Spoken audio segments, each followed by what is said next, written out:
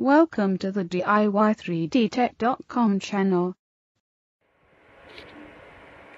Welcome to this edition of DIY3DTech.com. In this episode, we're going to be looking at printing this. Now, I think as you can see here, we weren't overly successful in printing this, and the issue is we lost adhesion on this piece. So, before we get too far, let's go ahead. Let's watch the time lapse of this, and then we'll come back and talk a little bit more about this, and then I'm going to reprint this piece. So, time lapse. Now for a time lapse video. Ready, set, let's go.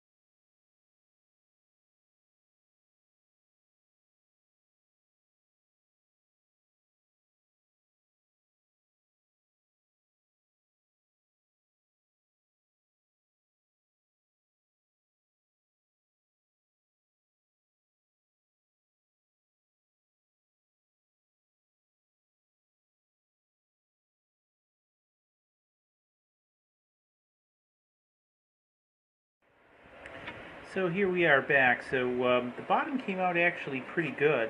Actually pretty impressed with the bottom. You can see we put a Raspberry Pi 2 in there. And I don't know if it's not sitting kind of funny. Okay, that piece is snapped down there. That's better. So it fits in there actually very nice. I like that. And then the idea is this pops on top and those things press down, but it's a little bit deformed, so the bed adhesion didn't come out very good, obviously, with these pieces, but I like the general idea of it, how it all kind of goes together, and how it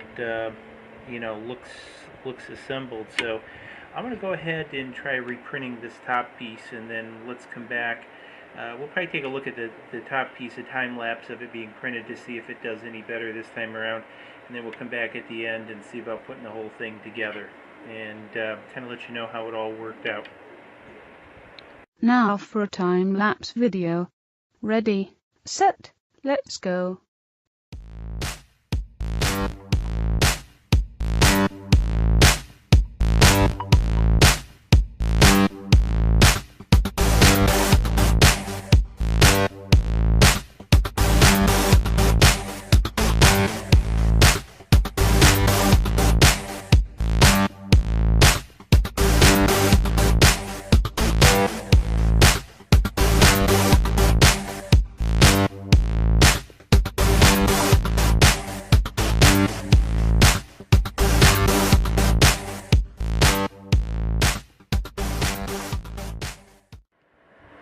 Okay, well, welcome back. I showed the 2 time lapses because we redid the base. Now, this one came out okay except for a little bit around the raspberry right in here. So I'm going to try popping this one up. Now, one of the things that you didn't see is this is actually about the 3rd print. I had to actually, in order to get this one to come out, really realign the bed and do a really good job at lining bed height because it was a little bit of a problem. I was still getting adhesion because, again, these fingers are so small, they really didn't want to stick. And notice this raspberry is a little bit whacked out. I'll try cleaning that up a little bit with the knife and everything. So long story short, so this should now go on here a bit like this.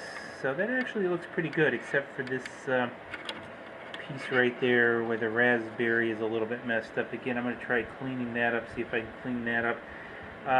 Some of the tighter infills of this, I don't know if you can see, didn't come out the greatest. These holes came out pretty good. I was having a problem with the holes because the initial run was lifting of the holes, but those came out now. The raspberry is so-so. Yeah, I don't know. I would probably, and I may mix up a version of this where I take the raspberry out. I might just leave a bunch of holes, just simply replicate holes or some kind of grid here.